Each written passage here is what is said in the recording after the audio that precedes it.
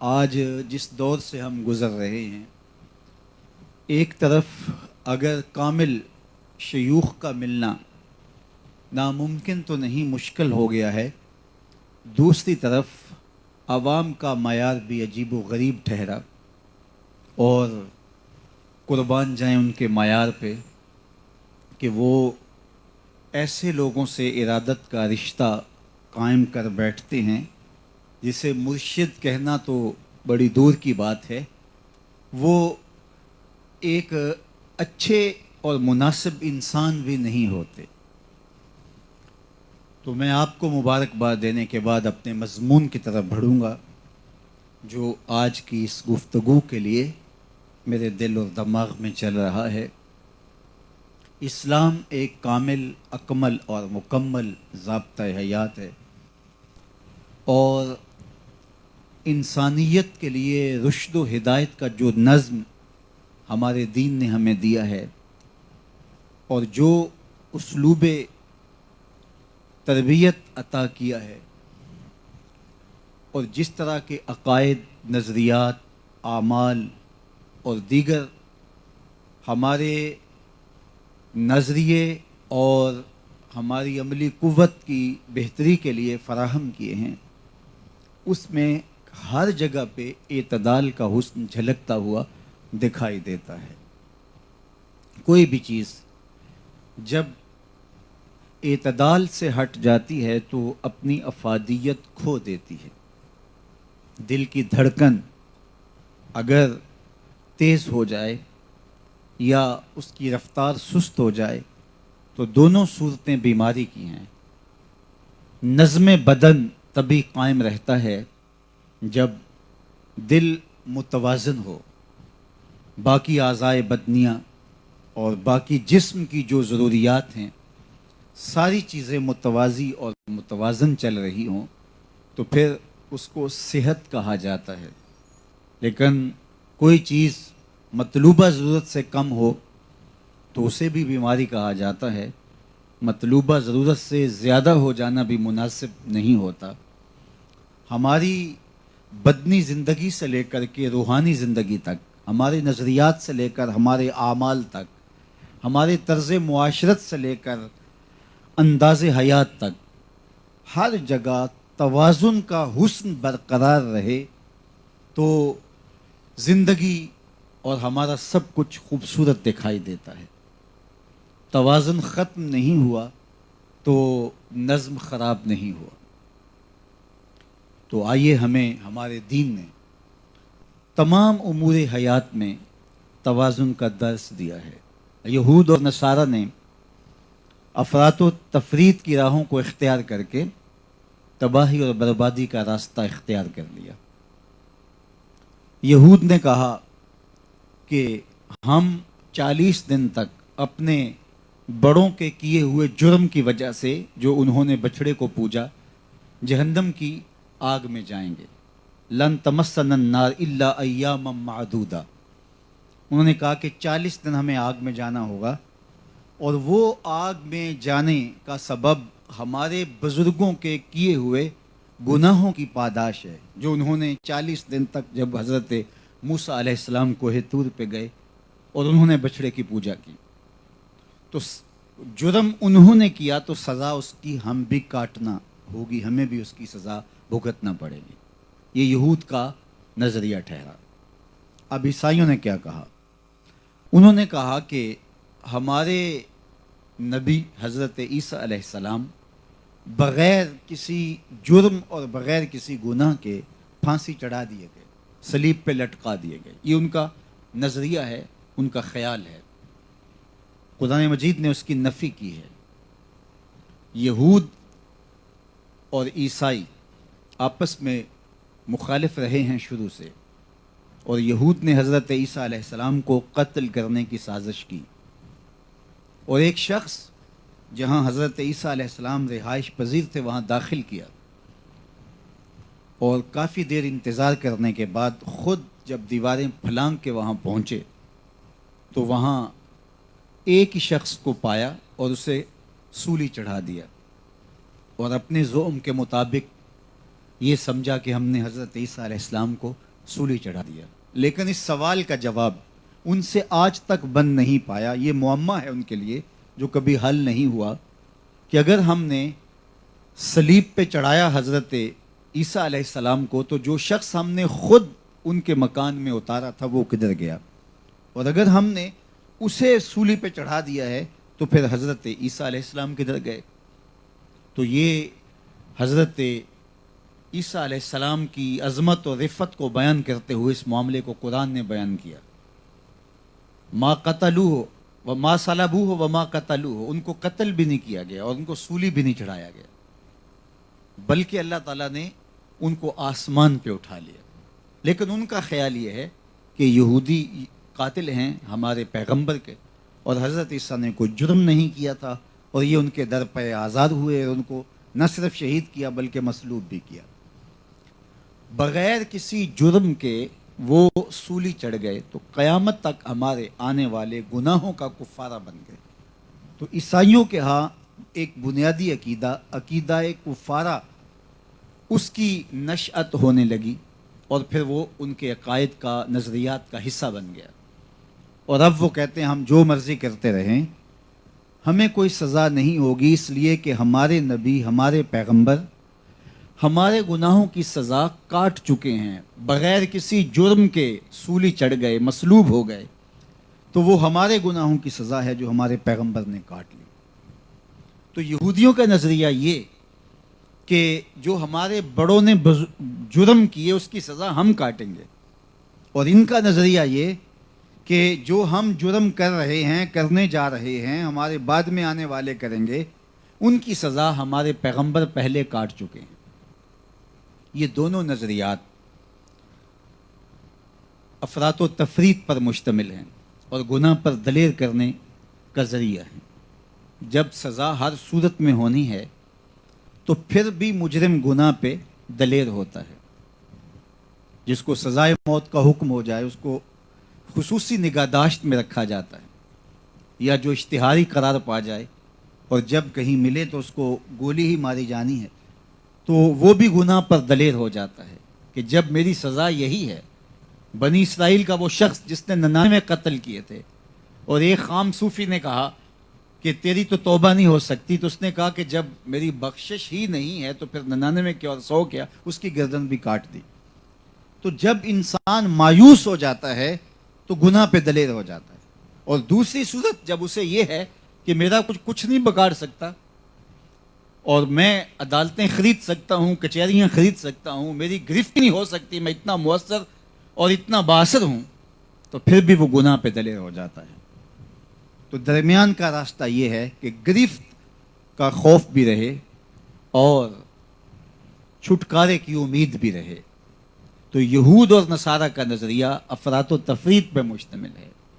اسلام نے ہمیں جو نظریہ دیا کہ ایک تو لا تزر وازرۃ وزر اخری، ایک شخص دوسرے کے کیے کی سزا نہیں کاٹے گا۔ یہ پاکستان کی پولیس تو نہیں ہے کہ مجرم نہیں پکڑا گیا تو اس کے بھائی کو پکڑ کے لے جائیں، اس کے بیٹوں کو پکڑ کے لے جائیں، اس کے باپ کو پکڑ کے لے جائیں۔ اللہ تعالیٰ جل شانہ کا نظم ایسا تو نہیں ہے، جو مجرم ہے اس کو ہی سزا دی جائے گی، اور نہ یہ کہ ایک شخص نے جرم کیا ہے تو اس کو گرفت ہی نہ کی جائے، ایسا نہیں ہے۔ تو ہمارا دین ہمیں یہ سکھاتا ہے کہ جو جرم کرنے والا ہے اس کو اس جرم کی سزا دی جائے گی، لیکن اللہ چاہے تو اپنے کرم سے اسے معاف بھی کر دے گا۔ تو امید کا دروازہ بھی بند نہیں کیا اور سزا کا امکان بھی باقی رکھا۔ تمہید الایمان کے اندر شیخ عبدالحق محدث دہلوی علیہ رحمہ حضرت سیدنا عمر رضی اللہ تعالیٰ عنہ کا قول نقل کرتے ہیں کہ وہ فرماتے ہیں اگر مجھے پتہ ہو کہ سب لوگ جنت میں جائیں گے، ایک اکیلا شخص جہنم میں جائے گا، تو میں ڈرتا ہوں کہیں وہ اکیلا میں نہ ہو جاؤں، اور اگر مجھے یہ پتہ چلے کہ ایک اکیلا ہی شخص جنت میں جائے گا تو امید کا چراغ میں روشن رکھوں گا کہ ہو سکتا ہے وہ اکیلا میں ہی ہو جاؤں۔ امید ہے تو اس درجے کی، اور خوف ہے تو اس درجے کا۔ فضل دی آس ہے مینوں تے نالے ڈر بھی آندا ہے۔ فضل اور امید کی آرزو بھی رکھی جائے اور ساتھ ڈر بھی رکھا جائے. اور میں آپ کو اس کی اور مثال بیان کروں، اور وہ یہ کہ جنہیں حضور کی زبان سے جنت کی بشارت ملی، عشرہ مبشرہ اور دیگر لوگ، وہ بھی تھر تھر کانپتے تھے خشیت الہی میں، خوف خدا میں. یہ نہیں ہے کہ وہ گناہوں پہ دلیر ہو گئے، بلکہ وہ کثرت عبادت کے ساتھ اس کا شکرانہ بھی ادا کرتے ہیں، اور ان کے سینے کے اندر خوف الہی اور خشیت الہی بھی موجزن ہوتا ہے. حضرت ربیعہ رضی اللہ تعالی عنہ کو جب وضو کے پانی کی خدمت کے صلے میں ایک دن حضور نے فرمایا سل یا ربیعہ، ربیعہ کچھ مانگ لو، تو انہوں نے کہا انی اسألک مرافقتک فی الجنہ، مجھے جنت میں آپ کی رفاقت چاہیے. تو آقا کریم نے فرمایا کچھ اور بھی مانگ لو، تو اس نے کہا میرے لیے یہ کافی ہے. تو آقا کریم علیہ السلام نے فرمایا کثرت سجود کے ساتھ میری مدد کرنا. یعنی جس کو جنت کی ضمانت بھی دے چکے، عمل سے وہ بھی بے نیاز نہیں ہوتا ہے.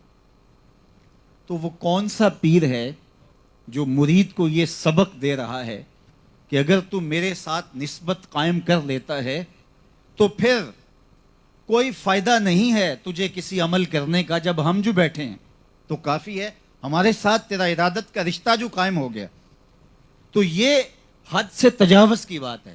اور دوسری طرف یہ فکر دی جانی کہ پیروں سے نسبت قائم کرنے سے کیا فائدہ ہوتا ہے، بات تو صرف اپنے عمل کی ہے، تو پھر کسی کی نسبت تمہیں کوئی فائدہ نہیں دیتی.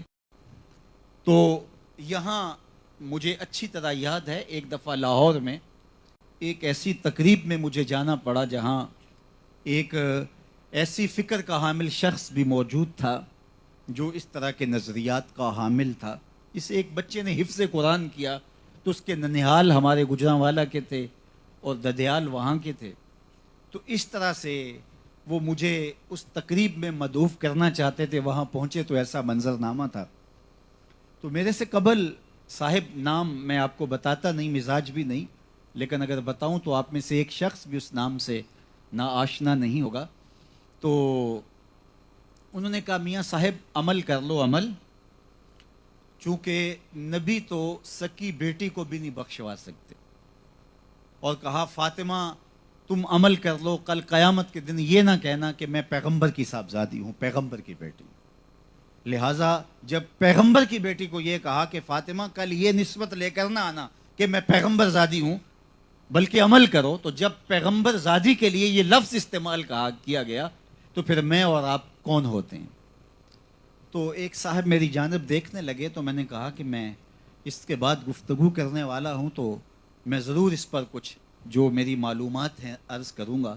اور بارگاہ حضرت میں عرض کرتا رہا مالک جو اس نے کہا، تو مجھے میری زبان پر کوئی ایسے لفظ جاری کر دے کہ جو مختصر بھی ہوں اور جامعیت بھی لیے ہوں تاکہ اس کی نفی ہو جائے. بلکہ اس نے جو ہے وہ یہ کہا کہ جو حضور علیہ السلام کا فرمان ہے ما یفعل بی، تو اس کا بھی حوالہ دیا، حالانکہ اس کا اس طرح سے مفہوم نہیں ہے.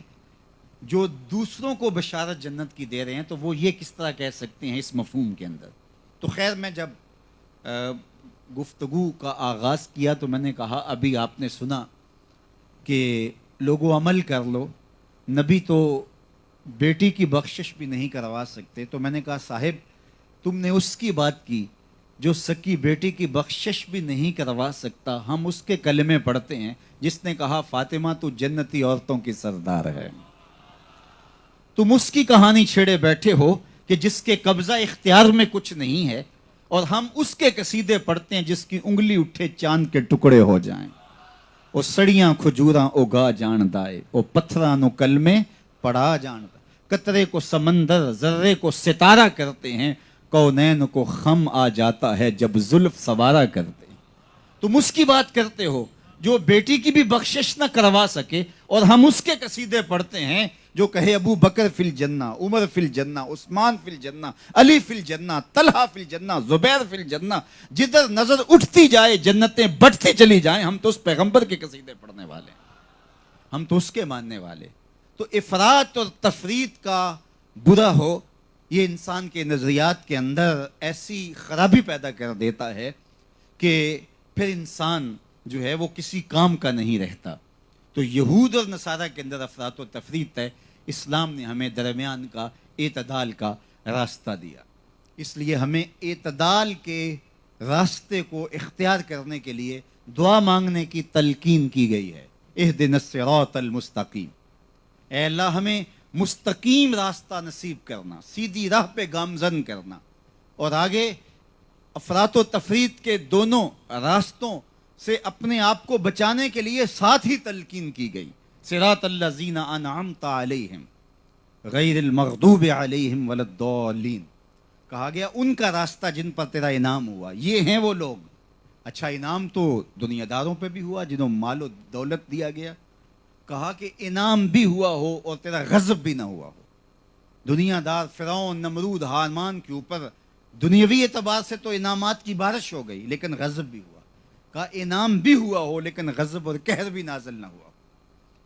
اور پھر ضالین کا ذکر کر کے دونوں افراط و تفریط کی راہوں پہ گامزن لوگوں سے نفی کر کے درمیان والا راستہ طلب کیا گیا. تو ہمیں معتدل راستہ اختیار کرنے کی تلقین کی گئی، اور اعتدال کی راہوں پہ گامزن شخص ہی منزل تک پہنچتا ہے. جو افراط و تفریط کی راہوں کے شکار ہو جاتے ہیں ہمیشہ گمراہیوں کا شکار ہوتے ہیں. عقائد کے اندر، نظریات کے اندر، اعمال کے اندر، ہر معاملے میں ہمیں اعتدال کی راہوں پر ہی گامزن رہنے کی تلقین کی گئی ہے. آج جس دور میں میں اور آپ جی رہے ہیں، یہ ہماری بد نصیبی ہے کہ آج ہمارے کان کچھ ایسی باتیں سن رہے ہیں، کاش کہ ہمارے کان وہ باتیں نہ سنتے. یہ باتیں ہم روافض سے اور خوارج سے سنا کرتے تھے، اور یہ ہم نے کبھی سوچا نہیں تھا کہ وہ بدبو اور وہ تعفن جو ہمارے اطراف میں پھیلا ہوا تھا وہ ہمارے ہی کوچہ و بازار میں آ جائے گا، اور ہمیں اپنی ہی گلی میں چلتے ہوئے ناک پہ کپڑا رکھ کے چلنا پڑے گا. کیا یہ بد نصیبی اور یہ بدبختی کا دور ہم نے اپنی آنکھوں سے دیکھنا تھا کہ ہمارے اسٹیجوں پر سے اہل بیت کا نام طبیعتوں پر ناگوار گزرے، اور ہمارے اسٹیجوں پر ہی صحابہ کا ذکر طبیعتوں پر گرانی کا سبب بنے؟ یہ اعتدال سے ہٹا ہوا راستہ ہے.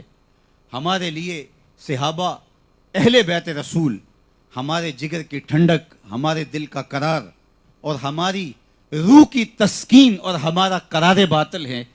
اگر کوئی سیدنا علی المرتضیٰ رضی اللہ تعالیٰ عنہ کا ذکر کرے تو ہمیں اس سے تکلیف نہیں ہوتی کہ ہم مقرر کو روک کر کے کہیں کہ تم یہ ذکر چھوڑ کے کوئی اور ذکر کرو. اور یہ بھی ہمارے لیے مشکل نہیں کہ کوئی حضرت سیدنا صدیق اکبر رضی اللہ تعالیٰ عنہ کا ذکر کر رہا ہو تو ہم چی بجبی ہو رہے ہوں اور اسے کہیں کہ جناب ان کا ذکر کر رہے ہو تو فلاں کا ذکر بھی کرو. ہماری طبیعتیں وہاں بھی سرشاری اور لطف کشید کر رہی ہوتی ہیں، اور ہماری طبیعتیں ادھر بھی سرشاری اور لطف حاصل کر رہی ہوتی ہیں. برا کرے افراط و تفریط کے راستوں کا کہ جنہیں کبھی سیدنا صدیق اکبر رضی اللہ تعالیٰ عنہ اصحاب پیغمبر کا ذکر اچھا نہیں لگتا، اور برا کرے اس راستے کا اور ایسے نظریات کے حاملین کا کہ اہل بیت کا ذکر جن کے لیے تسکین اور راحت اور قرار کا سبب نہیں ہے، اور وہ فوراً چی بجبی ہو جائیں، ان کے ماتھے پہ شکنے ابھرنے لگ جائیں، اور یہ ذکر ان کی طبیعت میں انقباض پیدا کرے، ان کی طبیعت کے اندر جو ہے وہ کوفت پیدا کرے، اور وہ بے چین ہو جائیں کہ اس کا توڑ اب اصحاب کے ذکر سے ہوگا، جبکہ اصحاب کا ذکر اہل بیت کے ذکر کا توڑ نہیں ہے، اور نہ اصحاب رسول کا ذکر کا توڑ اہل بیت کا ذکر ہے. یہ تو ہمارے لیے قرار باطن ہے، یہ تو ہمارے لیے تسکین جاں ہے، یہ ہمارے لیے ایک دلوں کی ٹھنڈک ہے. لیکن آج اس دور نافرجام کے اندر، آج اس تعفن زدہ ماحول کے اندر، ہماری صفوں کے اندر اگر اس طرح کی جو ہے وہ بدبو پھیل رہی ہے تو یہ افراط و تفریط کے راستے ہیں. اہل السنہ یہ اعتدال کا راستہ ہے. یہ اہل بیت کی عظمت کو بھی سلام کرتے ہیں اور اصحاب رسول کی عظمت کو بھی سلام کرتے ہیں. اہل سنت کا ہے بیڑا پار، اصحاب رسول نجم ہیں اور ناؤ ہے عطرت رسول اللہ کی. تو حضور علیہ السلام کے اہل بیت سے بھی پیار اور حضور علیہ الصلوۃ والسلام کے اصحاب سے بھی پیار، یہ ہماری زندگی کا وظیفہ ہے۔ حضرت صاحبزادہ پیر سید فیض الحسن شاہ رحمۃ اللہ تعالی علیہ نسباً سید تھے اور مشرباً نقشبندی تھے، تو آپ فرمایا کرتے تھے، لوگوں میں بیٹا علی کا ہوں، مرید ابو بکر کا ہوں۔ تو یہ عظمتیں، یہ نسبتیں ہیں جن کے ہم امین ہیں۔ اور صحابہ اور اہل بیت میں منافات نہیں تھی، صحابہ کی جو عقیدتیں حضور کے شہزادوں کے ساتھ، اہل بیت رسول کے ساتھ تھی، وہ کیا کسی سے مخفی ہیں؟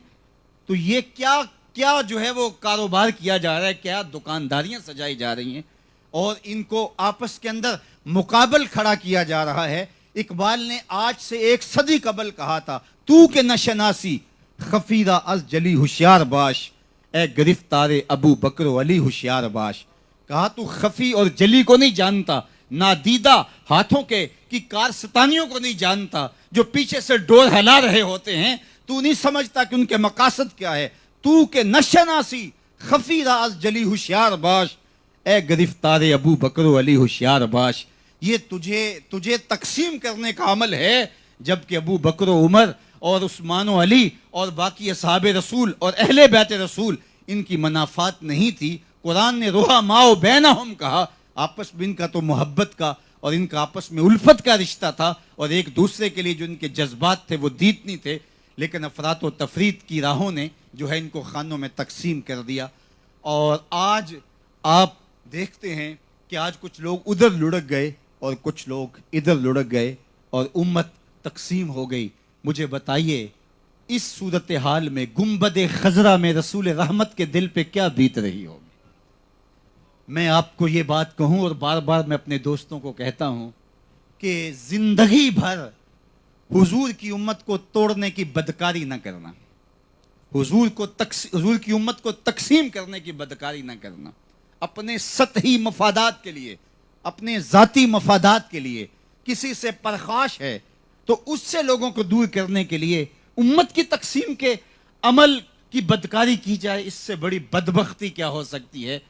اور وَاعْتَصِمُوا بِحَبْلِ اللَّهِ جَمِيعًا وَلَا تَفَرَّقُوا، یہ قرآن کا حکم نہیں ہے کہ ہم اس حکم کو پس پش ڈال دیں گے، اس کو چھوڑ دیں گے، تو کبھی بھی ہم ایسا نہیں کریں گے۔ ہمارے بزرگوں نے، خانقاہ نشینوں نے، صوفیاء نے ہمیں یہی سبق دیا۔ ہمیشہ صوفیاء کے سبق کو یاد رکھو، پیوستن نہ کہ گسستن۔ جو صوفیاء ہوتے ہیں وہ کہتے ہیں ہم جوڑنے کے لیے آئے ہیں، ہم توڑنے کے لیے نہیں آئے، ہم کینچی لے کے کاٹنے کے لیے نہیں آئے، ہم سوئی لے کے پرونے کے لیے آئے۔ انہوں نے تو کہاں سے لوگوں کو وحدت کی لڑی کے اندر پرو دیا۔ المشائخ کنفس واحدہ، اور یہ ایک جان کی طرح ہوتے ہیں، اور امت تقسیم کرنے کی بدکاری آج تک حقیقی معنوں میں جو صوفیاء ہوتے ہیں انہوں نے آج تک کبھی نہیں کی ہے۔ اس لیے میں آپ کو کہوں گا، کبھی بھی ایسی کسی تحریک کا شکار ہونے کی بجائے آپ خیر کی راہوں کے مسافر رکھیں، اور اعتدال کا راستہ ہی خیر کا راستہ ہے۔ اعتدال کے راستوں میں سے اب اس پر صرف ایک روایت میں آپ کے سامنے رکھ دوں، جو سیدنا علی المرتضیٰ رضی اللہ تعالیٰ عنہ سے مروی ہے، نہج البلاغہ میں بھی ہے اور مسند امام احمد بن حنبل میں بھی موجود ہے۔ صاحب مشکات نے بھی اس کو امام احمد بن حنبل کے حوالے سے مشکات میں جو ہے وہ اس کو ذکر کیا کہ سیدنا علی المرتضیٰ رضی اللہ تعالیٰ عنہ فرماتے ہیں کہ مجھے دیکھ کے حضور نے فرمایا کہ تیری مثال حضرت عیسیٰ علیہ السلام کی مثال ہے۔ ان کے معاملے میں آ کر 2 گروہ برباد ہوئے۔ ایک گروہ وہ جنہوں نے حضرت عیسیٰ سے اتنی محبت رکھی کہ ان کو ابن اللہ کہہ دیا، اللہ کا بیٹا کہہ دیا، اور وہ حد سے تجاوز کر گئے۔ اور ایک گروہ وہ کہ جنہوں نے حضرت عیسیٰ سے بغض رکھا، ان کے قتل کے درپے ہوئے اور ان کی والدہ پہ تہمت لگائی۔ تو کہا علی تیرا معاملہ بھی ایسا ہی ہے۔ حضرت علی فرماتے ہیں یہلک فی رجلان، حضور نے اور سیدنا علی المرتضیٰ رضی اللہ تعالیٰ عنہ کی محبت میں غلوف کہ جن سے حضرت سیدنا علی المرتضیٰ کی یاری اور ان کی دوستی اور ربط محبت تھا، اس ابو بکر، اس عمر اور اس عثمان رضوان اللہ علیہ مجمعین کا نام لینا بھی گوارا نہ ہو، اور نام ان کا جو ہے وہ طبیعت پہ شاک ہو اور بوجھ بنے، تو پھر سمجھ لو کہ جو ہے وہ دل کی دنیا لٹ چکی ہے۔ تو ایمان کی اگر سلامتی چاہتے ہو، یہ معیار ہے، یہ میزان ہے، یہ ترازو ہے یہاں اپنے آپ کو لا کے تول لیجئے گا. کہیں دل میں ایک رائی کے کروڑویں حصے کے برابر بھی مولا کائنات سیدنا علی المرتضیٰ رضی اللہ تعالی عنہ کے لیے دل میں کلیجے میں کہیں بغض تو نہیں پل رہا. وہ مولا کائنات جن کے چہرے کو دیکھنا بھی عبادت قرار پائے, جن کا ذکر بھی اہل محبت کے لیے تسکین قلب کا ذریعہ ہو, تو کیا ان کے لیے دل میں کوئی ایسا گوشہ تو نہیں ہے کہ کوئی ان کا ذکر چھیڑ دے تو طبیعتوں پہ گرانی پیدا شروع ہو جائے؟ اور نہ دوسرا رخ کہ اصحاب ثلاثہ اور دیگر اصحاب رسول ان کا ذکر گوارا نہ ہو, حضرت علی المرتضیٰ کی محبت کو اس انداز سے اختیار کیا جائے اور غلوف ایسا کیا جائے کہ ایک طبقے نے تو حضرت علی المرتضیٰ رضی اللہ تعالیٰ عنہ کو نبیوں سے بھی افضل قرار دے دیا اور نصیریوں نے تو ان کو خدا تک کہہ دیا. تو میں اور آپ دیکھیں کہ ہم کہاں کھڑے ہیں. یہاں معیار اپنے سامنے رکھ کے ہم آپ کو اور اپنے آپ کو ہم اعتدال کی راہوں پہ گامزن کر سکتے ہیں. دور موجود کے اندر یہ حدیث ہمارے لیے میزان ہے اور اس کے ذریعے سے ہم اپنا وزن کر سکتے ہیں, پرکھ کر سکتے ہیں. ہماری طبیعتیں ہمارے چہرے کی بشاشت بتائے گی, ہمارے چہرے کا کھل جانا بتائے گا کہ اس کے اندر کیا چل رہا ہے اور اس کی طبیعت کے اندر کہیں گھٹن تو نہیں ہے, اس کی طبیعت کے اندر کہیں بے چینی اور اضطراب تو پیدا نہیں ہوا اس پیارے نام سے, اس ذکر سے اور اس محبت برے تذکرہ نور سے, جس کا تذکرہ نور خود رسول اللہ کو بھی مرغوب اور محبوب تھا. اچھا, اس حوالے سے اگر میں اپنی گفتگو کو اور اپنے مضمون کو آگے لے جانا چاہوں تو اعتدال کے حوالے سے بہت ساری چیزیں ہیں جس سے ہمارا معاشرہ یا افراط میں مبتلا ہے یا تفریط میں مبتلا ہے. ان میں سے میں دیکھتا ہوں ایک چیز امن اور جنگ کے حوالے سے. امن مقصود شریعت ہے اور اسلامی معاشرت کی ضرورت ہی نہیں, جد و جہد کا نتیجہ اور ثمرہ ہے کہ امن قائم ہو. پائیدار امن قائم کرنے کے لیے جنگ اگر ناگزیر ہو جائے تو شریعت اسلامیہ نے ہمیں اس کی اجازت مرحمت فرمائی ہے. تو یہ دو چیزیں ہیں جو ہمیں اچھی طرح سے سمجھ لینی چاہیے. وہ اس طرح کہ اللہ کے محبوب علیہ السلام نے فرمایا کہ لا تتمنوا العدو, تم کبھی بھی جو ہے وہ ملاقات عدو دشمن سے ملاقات کی تمنا اور آرزو نہ کرو. کبھی یہ تمنا نہ کرو کہ میری دشمن سے ملاقات ہو, لڑائی ہو.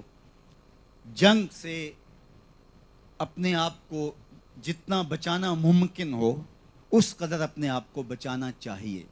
اس طرح بیماری کی کبھی آرزو نہ کرو, بیماری کی کبھی تمنا نہ کرو. لیکن تمہارے اوپر اگر بیماری آ جائے تو پھر صبر کرو. اس لیے تمہیں دشمن سے پالا پڑ جائے, تمہاری سرحدات پر کوئی حملہ کر دے اور جو ہے وہ تمہارے اوپر کوئی حملہ آور ہو جائے, تو پھر اس کے بعد استقامت کے ساتھ تمہیں لڑنے کی تلقین کی گئی ہے. پھر پیٹھ پھیر کر کے بھاگنا یہ قبائح میں شامل کیا گیا ہے. بڑے گناہوں میں سے ایک گناہ جنگ سے بھاگنا ہے. لیکن یہ بات کبھی بھی فراموش نہیں کرنی چاہیے کہ جنگ بھی امن کے حصول کے لیے لڑی جاتی ہے تاکہ پائیدار امن قائم ہو جائے. اگر امن میسر ہے, امن موجود ہے, تو پھر جنگ کی, دشمن کی آرزو بھی نہیں کرنی چاہیے. اور اگر ایسا ہو کہ جنگ ناگزیر ہو جائے تو پھر قیام امن تک جنگ کرنی چاہیے. جب قیام امن نصیب ہو تو پھر اس کے بعد جنگ کو پھر روک دینا ہے. تو پھر مقصود کیا ہوا؟ قیام امن. اگر وہ پہلے سے میسر ہے تو جنگ کی ضرورت نہیں ہے, اور اگر جنگ ناگزیر ہو گئی تو قیام امن تک جنگ ہے. جب امن قائم ہو جائے تو پھر اس کے بعد جنگ نہیں ہے. علماء نے لکھا فی نفس ہی جو جنگ ہے یہ قبح ہے, لیکن اس کو حسن کیوں قرار دیا گیا؟ اس لیے کہ یہ الائے کلمت الحق کے لیے کی جاتی ہے, تو اس لیے یہ حسن ہے. یعنی حسن لذاتے ہی نہیں ہے, حسن لغیر ہی ہے. یعنی کسی اور مقصد کے لیے اس میں خوبصورتی آئی, کیونکہ اس میں خون بہتا ہے, انسانوں کا قتل ہوتا ہے. لہٰذا جنگ کی آرزو کبھی نہ کی جائے, لیکن اگر نوبت آ جائے تو پھر استقامت کے ساتھ کھڑا ہوا جائے. اب یہ ایک الگ مسئلہ ہے کہ اس کی شرائط کیا ہیں. اگر وہ شرائط پائی جائیں, ورنہ ہر شخص اٹھ کے جہاد کا اعلان کر دے تو نتیجہ فساد فی الارض کی صورت کے اندر ظاہر ہوگا، جس طرح کہ ماضی کے اندر ہوا۔ ماضی کے اندر پھر وہ جنگ جو تھی جس کو جہاد کے نام سے شروع کیا گیا، وہ دہشت گردی میں تبدیل ہوئی، اور پھر انسانی سروں سے فٹ بال بھی کھیلے گئے، اور قبروں میں سے مردے نکال کر کے اس کو چوراہوں اور چوکوں کے اندر لٹکایا گیا۔ اور اس کا منطقی نتیجہ کیا ہوا؟ لوگ جہاد کے نام سے گریزاں ہونے لگے، حالانکہ جہاد اسلام کا چھٹا رکن ہے، اسلام کی چوٹی ہے۔ تو اس کی غلط تشریح کی وجہ سے نتیجہ کیا برآمد ہوا؟ تو یہ ایک بہت اہم مسئلہ ہے۔ جب ہلاکو خان اور چنگیز خان اور اس کی دیگر فوجیں مسلمانوں پر حملہ آور تھیں، تو ایک چنگیز خان کا پوتا کلیج خان غالباً وہ کھڑا ہے وہاں چائنا میں، اور اس نے اپنی وہاں حکومت قائم کر لی، اور اس نے مختلف مذاہب کے لوگوں کو بلا کر کے کہا کہ میں تمام ادیان کی بنیادی تعلیمات سمجھنا چاہتا ہوں، اور اس کا رجحان اسلام کی طرف تھا۔ تو مختلف لوگوں نے آ کے اپنے اپنے مذہب کے بارے میں بتایا، تو کچھ علماء کو بلایا، تو اس نے ایک سوال کیا جو اس کے جو مشیر تھے انہوں نے دیا ہوا تھا اسے، کہ اسلام میں یہ تم جو کہتے ہو کہ ہر ایک کو قتل کر دیا جائے گا، تو اس کے بارے میں تمہارا کیا موقف ہے؟ تو اس نے کہا ہمارا دین ہمیں یہی کہتا ہے کہ کافروں کو قتل کر دو اور ان کو چھوڑو نا۔ تو کہا کہ پھر آپ ہمیں قتل کیوں نہیں کر رہے؟ تو ان علماء نے کہا کہ چونکہ ہمارے پاس طاقت نہیں ہے، قوت نہ ہونے کی وجہ سے ہم کچھ کرنے سے قاصر ہیں، اور اگر ہمارے پاس طاقت اور قوت ہوتی تو ہم یقیناً قرآن مجید کی تعلیمات پہ عمل پیرا ہوتے۔ تو حکم دیا اس نے وہیں کھڑے کھڑے کہ مسلمانوں کا قتل عام شروع کر دیا جائے، اس لیے کہ اگر ان کے پاس طاقت آئے تو یہ ہمیں قتل کریں گے، تو اس سے قبل کہ وہ طاقت میں آئے اور ہمیں قتل کرنے کے حکم صادر کریں، ان کا وجود ہی نہ رہے، تو مسلمان قتل ہونے لگے، اور قتل و غارت کا بازار گرم ہو گیا۔ پھر ایک اس زمانے میں شیخ بدر الدین سمرقندی تھے، ان کو پتہ چلا کہ اس طرح بادشاہ کو غلط دین کی تشریح بتائی گئی، جس کے نتیجے میں یہ کچھ ہوا، تو وہ کسی طرح بادشاہ کے پاس اپنے ایک اور ساتھی کے ہمراہ پہنچے اور کہا کہ یہ آپ کو جو بتایا گیا وہ ایسا نہیں ہے، حالت جنگ کے اندر جو مقابل آئیں تو ان کے جوڑ جوڑ کو قتل کرنے کا، جوڑ جوڑ کو کاٹنے کا حکم ہے۔ باقی امن کی حالت میں اسلام تو امن دیتا ہے، ذمی کون ہوتے ہیں، مستامن کون ہوتے ہیں، اور پھر کہا کہ قتل کے اندر بھی اور جنگ کے اندر بھی دنیا کے دیگر مذاہب وہ رعایتیں نہیں دیتے جو اسلام دیتا ہے، کہ بچوں کو قتل نہ کیا جائے، بوڑھوں کو قتل نہ کیا جائے، جو معبدوں کے اندر رہنے والے ہیں ان کو قتل نہ کیا جائے، اور بیماروں کو قتل نہ کیا جائے، خواتین کو قتل نہ کیا جائے، اور یہ ساری چیزیں اسلام نے بتائی ہیں۔ تو انہوں نے کہا کہ ہمیں تو انہوں نے وہ بتایا تھا، کہا وہ جنگ میں صورت خاصہ ہے، جس صورت کے اندر قتل کرنے کا حکم ہے تو فوراً حکم نامہ ہوا کہ مسلمانوں کا جو قتل عام ہو رہا ہے اس کو روک دیا جائے۔ تو اعتدال نہ ہونے کی وجہ سے، اسلام کی صحیح تعبیر نہ ہونے کی وجہ سے مسلمان قتل ہوتے رہے، اور کتنے مسلمانوں کا خون ہوا، تو مجھے بتاؤ یہ کس کی گردن پہ گیا؟ اس لیے اسلام کا پورا پیکج لینا چاہیے، کسی ایک رخ کو لے کر کے باقی رخ کو ترک کر دینا اور پھر اس کی نفی کر دینا۔ اسی طرح امن کی بات کرنا اور جنگ کا مذاق اڑانا، اسی طرح جنگ کی بات کرنا اور امن کا مذاق اڑانا، تو یہ دونوں چیزیں افراط و تفریط سے ہٹی ہوئی چیزیں ہیں۔ اس لیے اسلام حقیقت میں امن کے قیام کے لیے کوشاں ہے، اور ایسے معاشرت کی تشکیل چاہتا ہے جو پرامن معاشرہ ہو۔ حضرت ابراہیم کی دعا پڑھی ہے قرآن مجید کے اندر، اے اللہ اس بستی کو پھلوں سے رزق دے اور ان میں امن پیدا فرما، یہ امن والی بستی بنا۔ تو امن مقصود ہے، لیکن حالت ناگزیر ہو تو جنگ کی اجازت ہے، اور جنگ کو اسلام کی پھر چوٹی قرار دیا گیا ہے۔ تو اعتدال کا راستہ درمیان کا راستہ ہے۔ اس حوالے سے ایک بات میں اور بھی عرض کرنا چاہوں گا، اور وہ یہ کہ آج ہمارے ہاں بہت سارے امور کے اندر جو اعتدال سے چیزیں ہٹ گئی ہیں، اور افراط و تفریط کا ہم لوگ شکار ہو گئے ہیں اور اپنی زندگیوں کے اندر وہ نظم قائم نہیں رکھ پا رہے، تو وہ ہمارے اندر شفاعت کا عقیدہ اس طرح سے راسخ کر گیا ہے کہ جس طرح ہم جو مرضی کرتے رہیں تو بس حضور علیہ السلام شفاعت کریں گے اور ہم بخشے جائیں گے اور ہماری مغفرت ہوگی. اس میں کوئی شک نہیں کہ اللہ کے محبوب شفاعت فرمائیں گے. شفاعتی لأہل الکبائر من امتی، اس میں کوئی شک نہیں ہے. لیکن دوسری طرف اس پہلو کو بھی نظر انداز نہیں کیا جانا چاہیے کہ بہت سارے لوگ جہنم میں جائیں گے اور ان اعمال کی بنیادوں پر وہ سخت سزائیں کاٹیں گے. مجاہرین کے بارے میں کہا جو اعلانیہ گناہ کرتے ہیں، تو کہا کہ جو ہے وہ ان کی معافی نہیں ہے. پھر فرمایا جس نے میری سنت سے منہ پھیرا میں ان کی شفاعت نہیں کروں گا. اور مجھے بتاؤ اگر حضور کسی کی شفاعت نہیں کرتے تو اس کے لیے کوئی نجات کا راستہ باقی بچتا ہے؟ تو اب یہ عقیدہ اس طرح سے کہ اس کے ایک ہی پہلو کو بیان کر دینا اور دوسرے پہلو کو نظر انداز کر دینا لوگوں کو جو ہے وہ دلیر کر دیتا ہے. اللہ اکبر. اس حوالے سے یہ بات ذہن نشین رکھیے گا کہ ہمیں اپنے اعمال کے ساتھ، اچھے اعمال کے ساتھ اللہ کی قربت اور اللہ کی رضا جوئی کے لیے کوشاں ہو جانا چاہیے، اور آقا کریم علیہ السلام کی شفاعت، اس کی امید اپنے ساتھ جوڑے رکھنی چاہیے. ہمارے اعمال سے ہمیں نجات نہیں ملے گی اگر اللہ کی رحمت خاص ہمیں نصیب نہیں ہوگی اور رسول اللہ کی شفاعت نصیب نہیں ہوگی. اور دوسری طرف ہم عمل سے بے نیاز ہو جائیں اور ہم اسی پہ بھروسہ کر لیں، اسی پہ تکیہ کر لیں، تو وہ اللہ کے محبوب علیہ السلام نے ایک موقع پر جب صحابہ کی بخشش و مغفرت کی اور بعد میں آنے والے لوگوں کی بخشش و مغفرت کی نوید سنائی، تو راوی کہتا ہے حضور میں یہ بات لوگوں تک بتا دوں؟ تو آقا کریم نے فرمایا کہ نہیں، لوگ پھر اسی پہ تکیہ کر لیں گے، لوگ اسی پہ بھروسہ کر لیں گے. اس لیے اعتدال کا راستہ یہ ہے کہ ہم اس کی امید بھی رکھیں اور ساتھ جو ہے وہ ہم اللہ کی گرفت اور اس کی پکڑ سے ڈرتے بھی رہیں.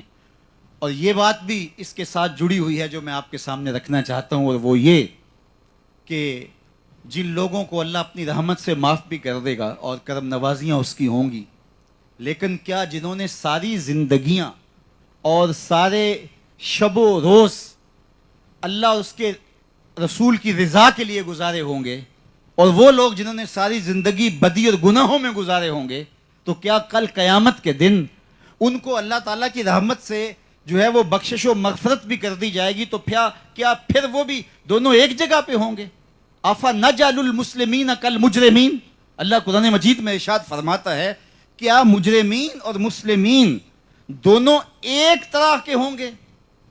کیسے ہوں گے کہ مجرم بھی وہاں پہ ہوں جنہوں نے ساری زندگی لوگوں کا مال لوٹا، زیادتیاں کی، جبر کا بازار گرم رکھا اور جور و تعدی کا بازار گرم رکھا. آج اگر وہ اللہ کی رحمت سے ان کی معافی بھی ہو جاتی ہے، اور وہ لوگ جنہوں نے ساری زندگی مخلوق خدا کی خدمت کی، جن کی سحری آنسوؤں سے آباد تھی، جو تہجد کے مصلے بچھا کر کے فرائض کے علاوہ نوافل بھی ادا کرتے تھے اور زندگیاں رب کے دین کے ساتھ جوڑ رکھی تھیں اور ان کی زندگی راہ حق میں، جہاد پہ، سرحدات پہ بسر ہوئیں، تو کیا وہ اور یہ لوگ، یہ دونوں آپس میں ایک طرح کے ہی ہوں گے، ایک ہی درجے کے ہوں گے؟ جس کو رعایتی نمبر دے کے سٹار لگا کے پاس کر دیا جائے، اس کو پاس کیا جاتا ہے، بورڈ میں اس کی پوزیشن نہیں ہوتی. ایسا نہیں ہوتا کہ دونوں ایک درجے پہ ہوں. آفا نجعل المسلمین کالمجرمین. اس طرح کیسا ہوگا کہ دونوں ایک ہی صف میں کھڑے کر دیں گے؟ ام لکم کتاب فیہ تدرسون. کیا کوئی تمہارے پاس صحیفہ ہے، کتاب ہے جس میں یہ لکھا ہوا ہے اور تم اس کو پڑھ کے سنا رہے ہو؟ ما لکم کیف تحکمون. تمہیں کیا ہو گیا، تم کیسے حکم لگاتے ہو؟ تو اپنی مرضی سے، اپنی خواہش سے ہم دین کی تعبیر اور دین کی تشریح نہیں کر سکتے. اور یہ اللہ کی عطا سے اور اللہ کی کرم سے، فضل سے اور رحمتوں سے تو ہوگا، لیکن اس کا یہ نہیں ہے کہ عمل والوں کی نفی کر دی جائے اور عمل جو ہے اس کی اہمیت ختم کر دی جائے. جنہوں نے اپنی زندگیاں راہ خدا میں بسر کی، حزم و احتیاط سے زندگیاں گزاری، تقوی سے عبادت ان کے شب و روز بسر ہوئے، اور سحری کے مصلے پہ آنسو بہاتے ہوئے جن کی زندگیاں گزری، ततजाफा जुनूबहुम अनिल मदाजिअ, जिनकी करवटें खौफ खुदा में तमा और लालच करते हुए अल्लाह की रहमतों का बसर हुई, कभी सजदे में गुजारते रहे शब रोज़ और कभी क़याम में उनकी रातें बसर होती रहीं, और दूसरी तरफ डटाई के साथ जुर्म पे जुर्म करते हुए, दादे ऐश देते हुए, गुनाह करते हुए जिन्होंने बसर की, क्या ये दोनों एक सफ में खड़े कर दिए जाएंगे? फरमाया ऐसा नहीं होगा। तो एतदाल का रास्ता यही है कि हम खैर की राहों के मुसाफिर रहें, अपने अकीदों की खूबसूरती, नज़रियात का हुस्न, आमाल का जमाल और सालिहियत के साथ अपनी ज़िंदगी को लेकर के आगे बढ़ते रहें, और अल्लाह की रहमतों और उसकी करम नवाजियों की भीख मांगते रहें, ताकि हमारा जो नतीजा और समरा जो है वो खूबसूरती की शक्ल के अंदर हमें नसीब हो जाए। तो एतदाल का रास्ता दोनों मंजिलों के साथ आगे बढ़ना है, दोनों बाजुओं के साथ परिंदा उड़ता है। एक बाजू शल कर दिया जाए तो वो नहीं उड़ पाता है, इसलिए हमें उम्मीद के दामन को भी जो है वो थामे रखने की तलकीन की गई है, और हमें जो है वो खौफ से अपने आप को लर्जा व तरसा रखने की भी तलकीन की गई है।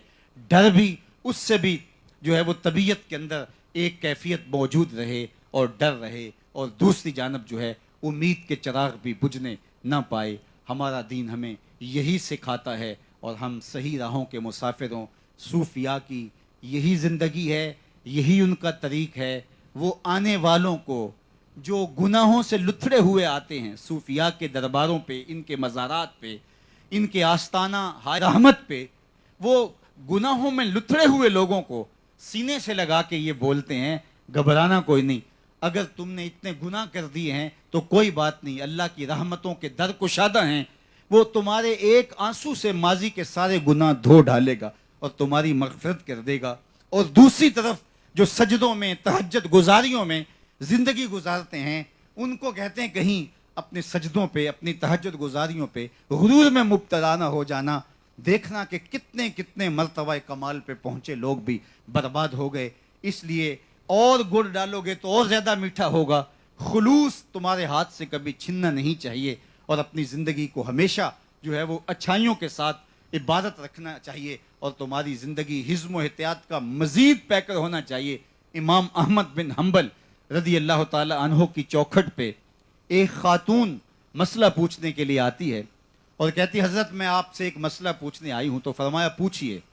उसने कहा मुझे बताइए कि मैं सूत काटती हूँ और सूत काट के जाके बाज़ार में फ़रोख्त करती हूँ, और कभी ऐसा होता है कि रात को बादशाह की सवारी गुजरती है, और बादशाह जब गुजरता है तो उसके साथ सोने की शमع लिए खादिम आगे आगे चल रहे होते हैं, तो देर तक माहौल में रोशनी फैली रहती है। तो मैं अपने घर की छत पर उन रोशनियों के हुजूम में कुछ सूत रात को काट लेती हूँ। तो क्या उस रोशनी में काटा हुआ सूत और दिन के उजाले में काटा हुआ सूत, दोनों को इकट्ठा मैं बाजार में फरोख्त कर सकती हूँ? ज़ाहिर है जो रात तारीकी में उन शमों की रोशनियों में सूत काटा गया, उसकी क्वालिटी उस लेवल की नहीं होती जो उस सूत की होती है जो दिन के लेवल के अंदर काटा गया सूत हो। तो क्या मैं उनको इकट्ठे फरोख्त कर सकती हूँ? तो हज़रत इमाम अहमद बिन हम्बल ने कहा, खातून पहले अपना पता बताओ, तुम कौन हो, अपना तारुफ करवाओ। उसने कहा, खातून बोली, हज़रत साइल से उसकी ज़ात नहीं पूछी जाती, आप मसला बताइए। फरमाया कुछ मसले ऐसे होते हैं कि साइल की हैसियत से मसले की नौइयत बदलती है, तुम्हें बताना पड़ेगा तुम्हारा तारुफ क्या है। तो उस खातून ने कहा, मैं बिशर हाफी की हमशीरा हूँ। फरमाया तुम्हारे लिए ऐसा करना जायज़ नहीं है। तो जितना मर्तबा ऊंचा हो, जितना मुकाम ऊंचा हो, तो फिर अहकाम उसके मुताबिक होते हैं। तो सूफिया एक तरफ हुजरे में बैठ के जिक्र व फिक्र करने वालों को कहते हैं कि नहीं, अभी और रिड़कना पड़ेगा, अभी तक जाग सही नहीं लगी, और दूसरी तरफ जो बाहर से आ रहे होते हैं गुनाहों में लुथड़े हुए, ऐबों से भरे हुए, उनको सीने से लगा के बोलते हैं कि मियाँ परेशान होने की ज़रूरत नहीं, उसकी रहमतें बड़ी अमीम हैं, वो तुझे अपनी रहमतों के हिसार में लेगा। हत्ता कि वो आने वाले गैर मुस्लिम भी हो तो उनको भी अपने पास बिठा करके उनको भी प्यार देते हैं। फिर एक वक्त आता है कि उनके दिल की दुनिया भी बदल जाती है। तो सूफिया का मसलके एतदाल और उनका तरीके जमाल और उनका खूबसूरत अंदाज़ तरबियत एतदाल के उस खूबसूरत पैराए पे होता है कि जो लोगों को जो है वो अल्लाह तक पहुँचाने के लिए मुमिद और मुआवन होता है।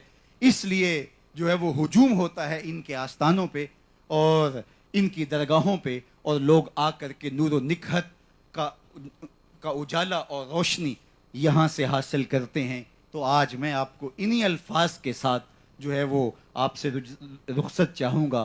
دماغوں سے آؤ دلوں کی طرف، بڑھاؤ قدم منزلوں کی طرف، فقیروں کی صحبت بڑی چیز ہے، کبھی آؤ ان محفلوں کی طرف۔ وآخر دعوانا